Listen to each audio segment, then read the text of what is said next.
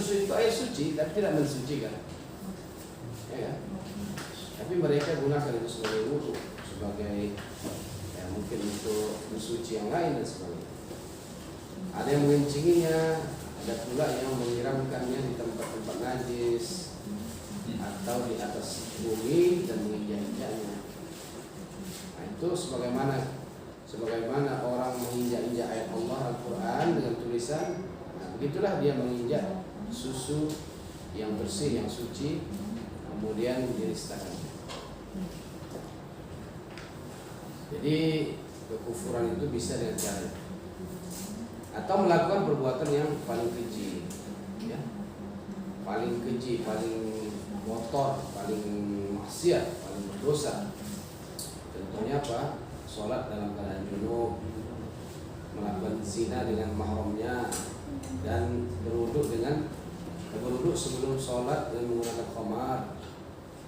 Nah, semua itu hanyalah sebagian kecil dari sekian banyak perbuatan keji yang mereka lakukan. Yang belum diketahui lebih parah lagi. Rukun yang berapa? Ada 2. Jadi kalau nggak ada kekufuran, mungkin sihir itu terjadi. Ketiga, kekuatan setan. Nah, adanya kekuatan jin, setan.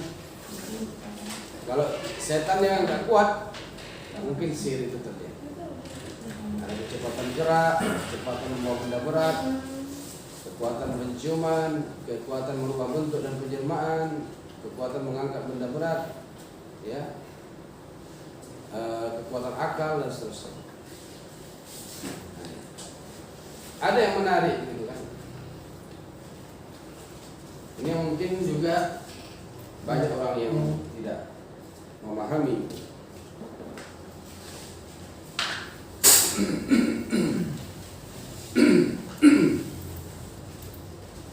Kenapa orang banyak di sihir itu ada masuk jarum, masuk pisau silet, masuk benda-benda tajam dalam tubuhnya, bukan? Dari mana itu masuknya? Dia nggak pernah makan silet, makan paku, ya kan? Dari mana? Sihir. Ya sihir itu bagaimana dia kok bisa masuk ke dalam? Ya, kecuali terasa dia masuk gitu, apa namanya, paku gitu, tetelannya mungkin ya.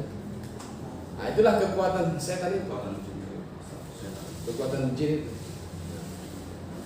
Jadi sihir itu dia menggunakan media, ya.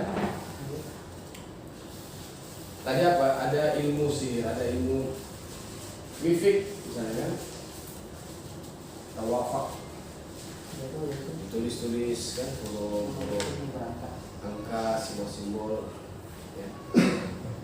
Ditulis di buku. Ada atau mantra-mantra yang dibacakan oleh si tukang sihir itu, nggak tahu lah apa mantranya. Kemudian dibacakan, ditiupkan ke dalam air. Oke. Atau kalau dia wifik kertas ini tadi direndamkanlah ke dalam ini. Tujuannya apa? Untuk menghadirkan jin. Mantra wifik ini tujuannya apa? Untuk menghadirkan jin, memanggil jin. Tentu mereka sudah ada ritual-ritual sebelumnya, ya, bentuk kekufuran tadi. Lalu air ini diminum oleh korban sihir, maka secara otomatis, ya, melalui air ini jin itu masuk, dan bersama jin itu ada benda-benda yang tadi, benda-benda yang ingin dimasukkan. Apa itu? Dan terserah dia lah, mau peniti, mau pisau. Ketika benda nyata, ya, bersatu dengan benda makhluk gaib, ini yang menjadi gaib. Jadi ketika diminum, disitulah dia proses masuk. Memang nggak ada di sini pisau, nggak ada dilihat di situ apa peniti, jarum pentul, nggak ada. Nah, itulah yang diminum korban sini itu yang diberikan oleh orang melalui minuman kah, makanan atau apa.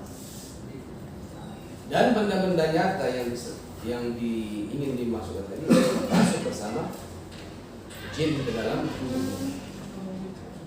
Dan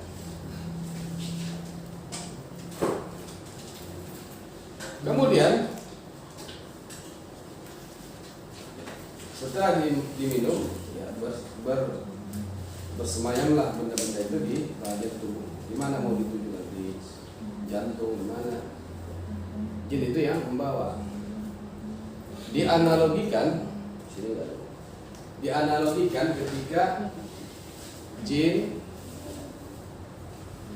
memindahkan istana Ratu Bilqis, ya, istana Ratu Bilqis dari Yaman ke Palestina. Yaman ke Palestina. Ini kan jauh. Dan yang dipikul itu berat. Kan di situ tadi kekuatan membawa benda berat, istana dibawa. Nah, pertanyaannya adalah ketika istana ini dibawa oleh jin dari Yaman ke Palestina, ada nggak orang menyaksikan? Itu istana Ratu Bilqis lagi terbang. Nggak ada dalam catatan sejarah atau di dalam nas-nas Al-Quran atau hadis, nggak ada. Berarti nggak kelihatan itu istana di bawahnya, ya, karena sudah berada dalam kekuasaan jin itu. Nah, begitulah proses masuknya benda-benda sihir itu ke dalam tubuh manusia. Jadi setelah dilakukan terapi, nanti ada di sini cara-cara terapi. Jadi seseorang itu sudah termakan benda sihir, adalah jarum misalnya atau pisau. Terus dalam terapi itu nanti ada disuruh, ya, sebelum diruqyah. Kalau di sini Syekh Sa'ad itu dalam buku itu mengatakan sebelum diruqyah disuruh dia meminum madu dan susu. Tahu susu dan madu. Susu ini berfungsi untuk membersihkan, ya, susu difungsikan untuk menghilangkan, ya, membersihkan. Madu difungsikan untuk memperbaiki. Nanti ada ukuran ini, ya kan? Atau kalau tidak juga diruqyah, ya, dibacakan ayat ruqyah. Ketika dibacakan ayat ruqyah, jin yang tadi ada di dalam tubuh itu, dia akan reaksi, akan merasakan kesakitan, dia akan merasa ketidaknyamanan di dalam tubuh si korban tadi. Dia keluar mulai muntah, ya kan?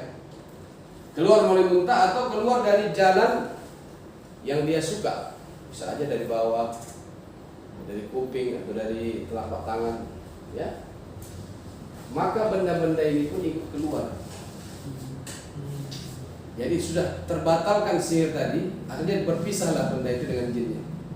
Maka itulah keluar mulai muntahnya itu ada kawat berduri, pisau silet, ya, atau hal-hal yang dimasukkan, sengaja dimasukkan.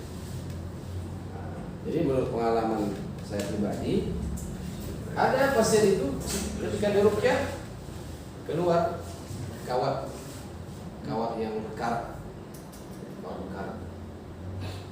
berwarna hitam. Nah, secara logika kita bertanya, dari mana dimasukkan?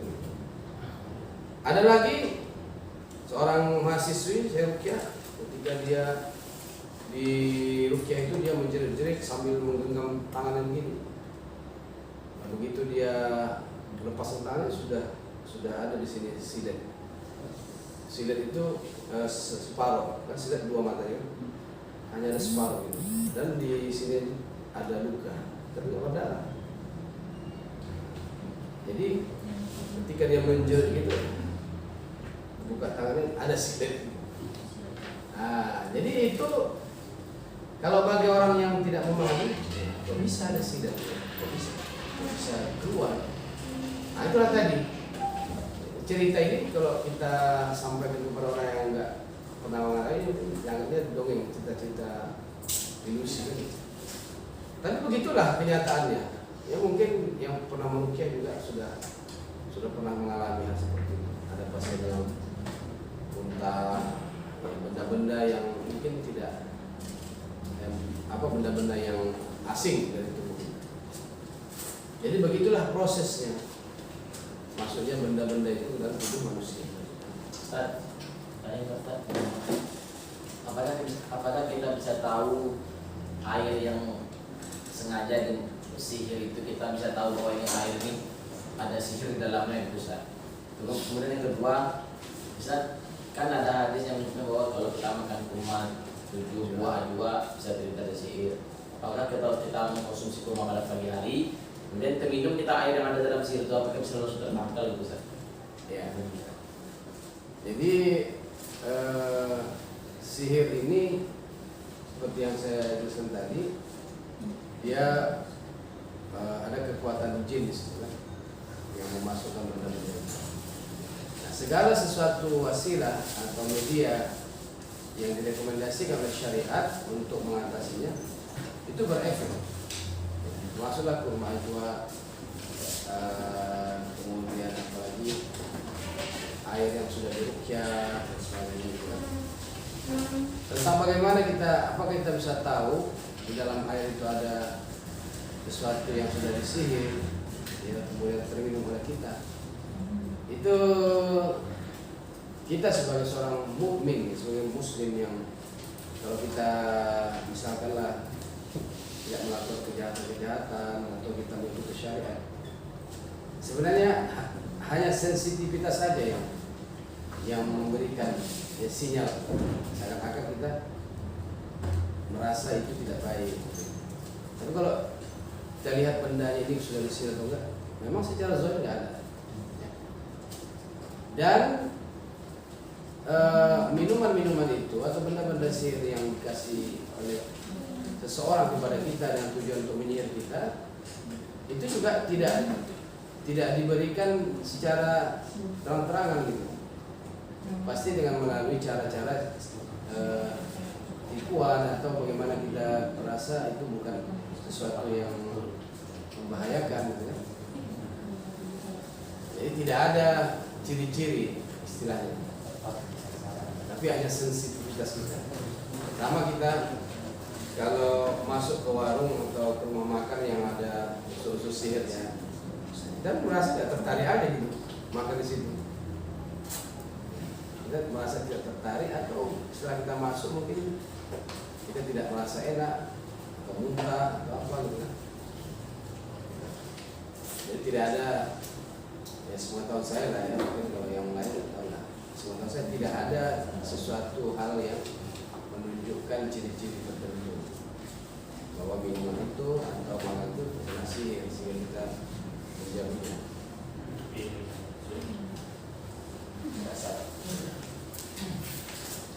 Jadi itu ya, ada kekuatan jin di situ. Kemudian yang keempat, ada takdir Allah, bahwa apapun yang dilakukan jin itu kalau nggak ditakdirkan Allah, tidak diizinkan Allah, tidak akan terjadi. Jadi disebut di situ dalam definisinya ada fi min taqdiril khaliq, ada takdir Allah yang bersifat ya kauni, takdir Allah yang bersifat kauni. Jadi di sini apapun yang bertujuan buruk terhadap kita, tapi tidak diizinkan Allah, tidak akan terjadi. Kemudian ada jenis-jenis sihir. Ada sihir berdasarkan tujuan, ya. Berdasarkan tujuan ini ada dua, sihir putih, sihir hitam. Sihir putih ini bukan maksudnya seperti semalam ada dukun putih, dukun hitam, bukan, ya. Kalau sihir putih itu sihir yang bertujuan baik. Nah, seperti untuk menambah cinta suami istri, ya kan? Ada istri supaya suaminya nggak kawin lagi, sihir dia ke dukun, dua sihir disihir dia suaminya supaya cintanya semakin dalam, gitu kan? Padahal tujuannya secara zahir bagus itu kan, supaya menambah cinta, tapi disebut itu sihir, Sihir putih. sihir abyad. Atau sebaliknya, ya, untuk mengobati penyakit, begitu juga melariskan dagangan. Kan secara zahir kita menganggap itu baik, gitu kan, melariskan dagangan. Tapi kalau dia namanya sihir, ya sihir juga. Jadi sihir jenis ini disebut sihir menarik simpati atau sihrul atifi. Kemudian sihir hitam, ini baru. Jadi kalau sihir itu selalu diartikan yang jahat-jahat, ya, membunuh, menceraikan suami istri, membuat lumpuh, hanya dia sihir hitam. Sihir pendarahan, sihir gila, disebut dengan sihir memalingkan atau sihir sorfi. Sihir bermata dua. Kalau dalam bahasanya sihrul muzdawaj, sihir yang memiliki dua sisi. Sihir ini dalam satu waktu dapat menyebabkan rasa cinta, simpati, atau menarik orang lain, tapi juga menyebabkan kebencian, menjauhi, dan lain-lain. Misalnya seorang penyihir diminta agar membuat seorang gadis mencintai seorang pemuda dan membenci semua laki-laki atau sebaliknya. Ada sihir itu misalnya bagaimana seorang gadis ini mencintai seorang pemuda, ya, tapi membenci semua laki-laki. Akhirnya dia benci sama ayahnya, benci sama adiknya, pokoknya yang laki-laki semua bencilah dia. Nah, padahal tadi tujuannya, ya, dia mencintai pemuda itu, pemuda yang lain-lain jangan, gitu kan. Tapi karena dia sudah dibuat seperti itu, harus membenci semua laki-laki, maka ayahnya pun dia benci, adiknya pun dia benci, abangnya dia benci, semua laki-laki dia benci, termasuk ustaznya pun dia benci.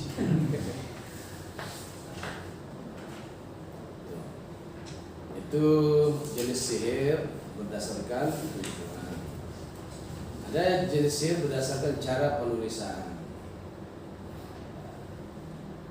Di dalam ilmu sihir ada cara pembuatan benda sihir berupa kertas yang bertuliskan huruf, angka-angka, dan musuh-musuh yang tadi disebut muwafaq.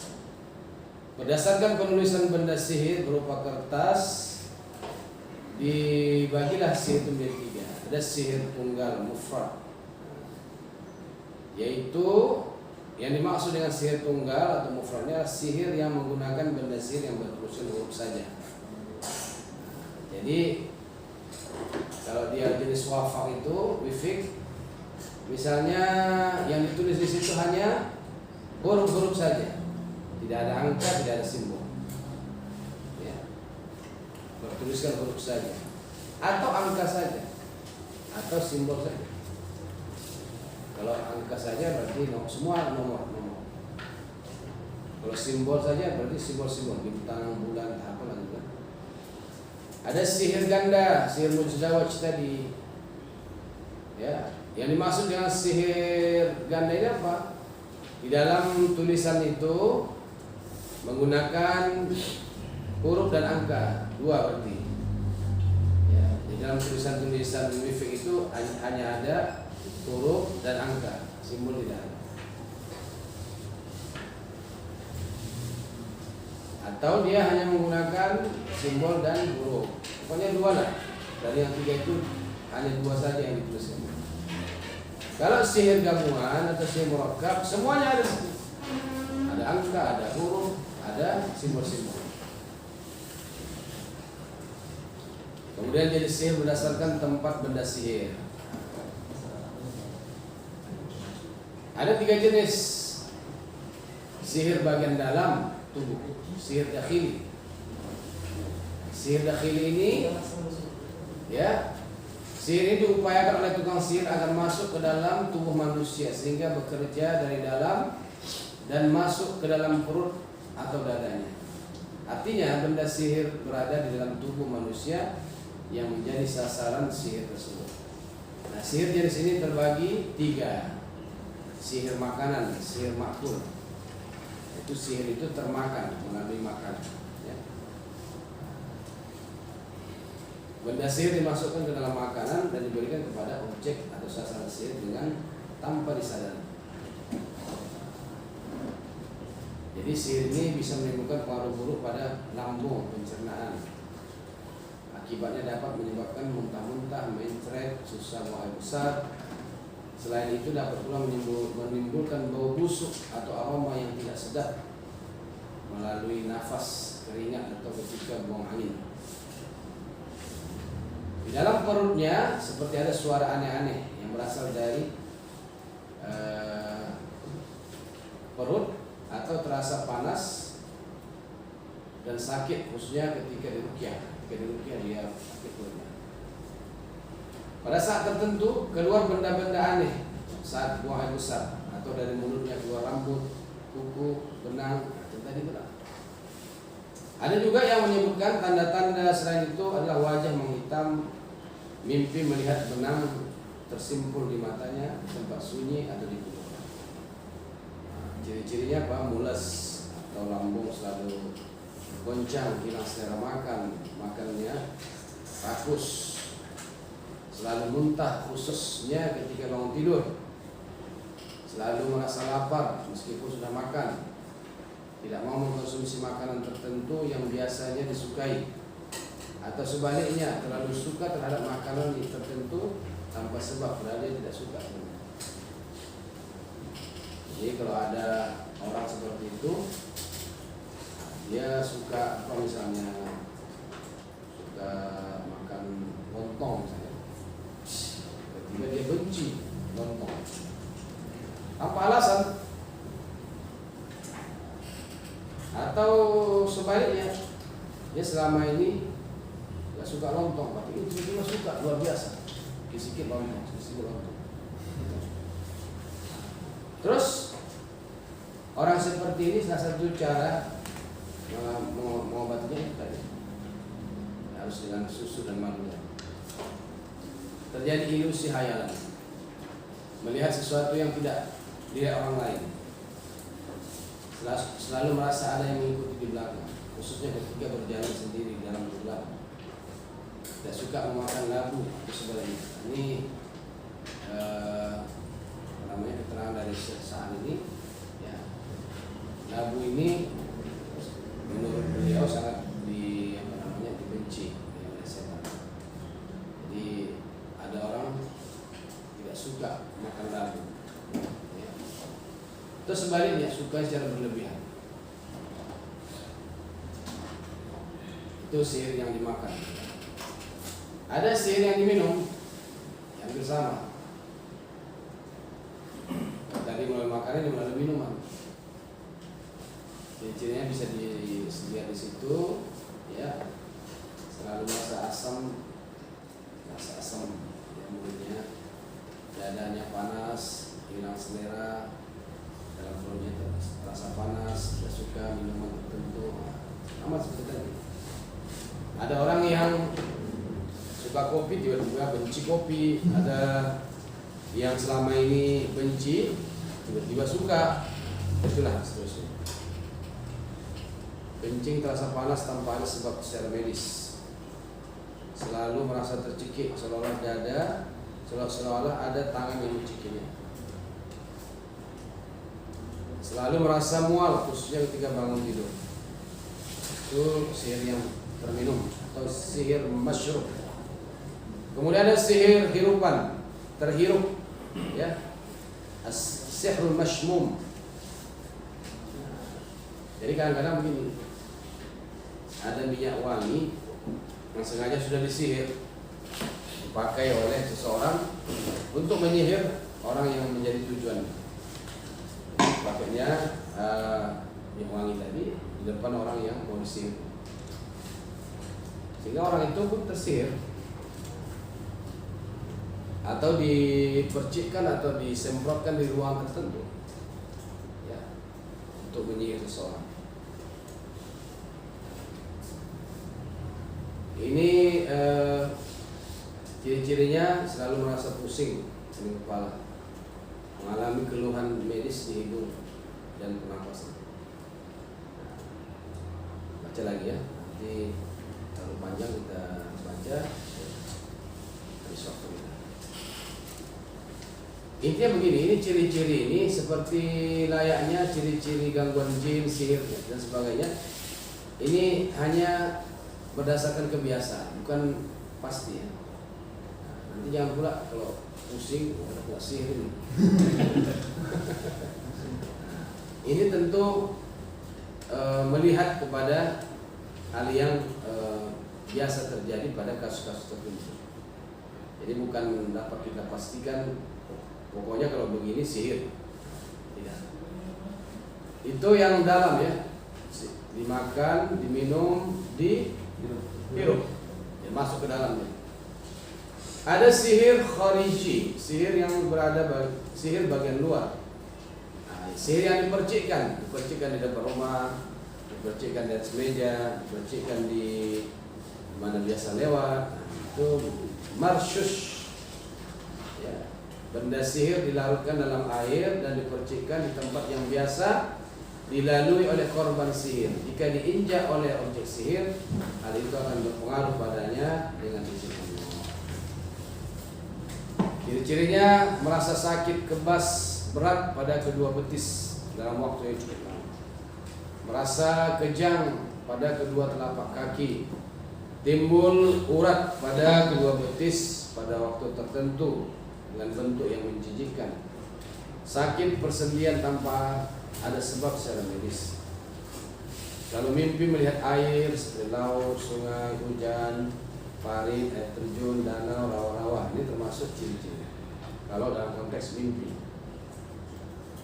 Terlalu berlebihan minum air atau sama sekali tidak mau minum. Kadang mimpi melihat dirinya berjalan tanpa memakai alas kaki. Kemudian ada sihir ditanam atau sihir madfun. Kalau tadi dipercikkan, ini ditanam di tempat tertentu ya. Benda sihir ditanam di tempat kotor dan bernajis seperti kuburan, tempat sampah, sumur tua, reruntuhan, atau ditanam di dekat rumah di rumah yang dihuni oleh korban sihir. Ciri-cirinya pasien selalu mencium bau busuk atau bau aneh tanpa diketahui sumbernya. Merasa sakit atau kebas sebelah tubuhnya, sebelah kanan atau sebelah kiri, dari atas sampai bawah. Berkeringat sebelah tubuhnya, kanan atau kiri. Selalu mimpi melihat kuburan, tempat sampah, reruntuhan bangunan, orang-orang sudah meninggal dan sebagainya. Selalu mimpi melihat tengkorak, tulang, kerangka manusia dan hantu. Tidak menyukai ikan lele ya. Karena ikan lele itu hidup di apa? Dalam tanah itu. Nah, suka dia suka di dalam tanah itu. Kalau nggak ada air, dia bisa tetap hidup. Dan terkadang merasa terganggu dengan aromanya, bahkan muntah. Merasa pusing di bagian belakang kepala atau di bagian kening bersamaan dengan kedua mata. Fobia tanpa sebab, takut mati, takut mendengar orang meninggal, takut melihat usungan jenazah, mimpi terbang dari satu tempat ke tempat lain. Kemudian ada sihir yang digantung, sihir mu'allaq. Benda sihir digantungkan di tempat terbuka yang terkena hembusan angin seperti di atas pohon dan sebagainya. Ciri-ciri orang terkena sihir ini selalu merasa kelelahan, ketegangan, dan bergejolak. Selalu merasa panas dan berputar di kepala serta tidak fokus. Tidak suka makan merpati dan merasa tidak nyaman dengan aromanya. Selalu merasa jantung berdebar-debar. Kemudian sihir bagian dalam dan bagian luar atau sihir mushtarak. Nah, sihir ini yang jenis ketiga ini terkadang bisa di dalam tubuh manusia dan bisa juga di luar tubuhnya. Dia disebut sihir yang dihembuskan atau sihir yang ditiup atau sihir mamfukh yang dihembuskan. Sihir ini prosesnya dibacakan ke dalam suatu benda atau tabiat sihir, suatu benda atau tabiat sihir, lalu ditiupkan seperti burung merpati atau dilepaskan seperti melepaskan ikan. Ciri-cirinya muncul bercak merah hinai di bagian tertentu dari tubuhnya ketika bangun tidur atau bertahan beberapa waktu setelah itu. Selalu mimpi melihat dirinya makan makanan tertentu atau minuman-minuman tertentu, adapun makanan dan minuman itu realitanya adalah sesuatu yang tidak disukainya. Selalu mimpi makan dengan rakus dan memakan sesuatu yang tidak wajar seperti kotoran atau sesuatu yang busuk atau sesuatu yang memiliki rasa aneh, hilang selera makan dan sebaliknya. Itu jenis-jenis sihir ya, yang sifatnya masuk dalam tubuh atau di luar tubuh. Ada jenis sihir berdasarkan cara kerja sihir. Berdasarkan cara pembuatan benda sihir, tilasem tadi atau wafak tadi, sihir dibagi menjadi dua bagian. Ada sihir biasa, sihir adi, yaitu dalam penulisan benda sihir, penyihir menggunakan benda biasa seperti tinta, air mawar, air embun, ya pulpen, spidol, sebagainya. Ya, ditulis seperti biasa. Ada sihir sufli, sihir yang hina atau rendah. Dalam proses penulisannya itu menggunakan benda-benda najis seperti sperma hasil zina, hasil homoseks, darah haid, kencing, kotoran manusia. Nah, dia disebut sihir rendah karena dua hal. Karena perbuatan itu dilakukan oleh tukang-tukang sihir yang terbenam dalam kekufurannya sehingga dirinya rendah dan menentang Allah dengan melakukan perbuatan paling keji. Kedua, disebut dia sihir hina. Orang yang datang kepada tukang sihir adalah orang-orang yang merendahkan dirinya dengan melakukan hal-hal yang diharamkan seperti berzina dan seterusnya. Nah, sihir ini menggunakan benda-benda najis yang dinilai rendah di hadapan Allah. Atau kebanyakan sihir jenis ini berada pada bagian bawah tubuh manusia. Itu semua berdasarkan ya apa yang disebutkan oleh Syekh Sa'ad di dalam bukunya As-Sihru, Maradus Sihru, penyakit sihir.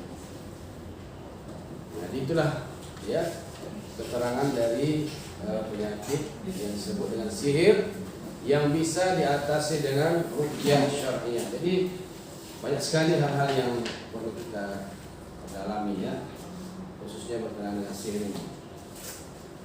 Insyaallah dalam buku Syekh Sa'ad itu, ya, Maradus Sihir itu, ya dapat kita lihat di situ keterangan-keterangan yang luar biasa. Baru setelah sihir apalagi penyakit yang bisa diatasi dengan ruqyah,